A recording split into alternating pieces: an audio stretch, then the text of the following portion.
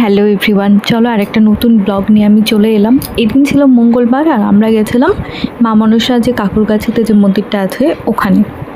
আর আমরা সকালে বেরিয়েছিলাম 7:30 কি 8টা ওরকমই হয়ে গেছিলো।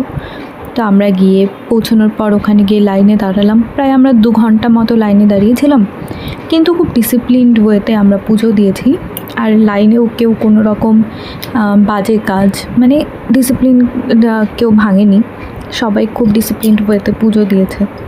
আর ওখানে ভেতরে কোনো রকম ফটো বা ভিডিও করা একদম অ্যালাউ নয়। তো আমরা পুজো দেওয়ার পর গেলাম এখানে ব্রেকফাস্ট করতে। আমরা ব্রেকফাস্টে খেলাম অনেক কিছু, বড়া পাও খেলাম, তারপর ক্লাব কচুরি, তারপর একটা রসগোল্লা, আর লাস্টে এই যে চা ছাড়া অসম্পূর্ণ। তো আমরা 1 কাপ চা খেয়ে রওনা দিলাম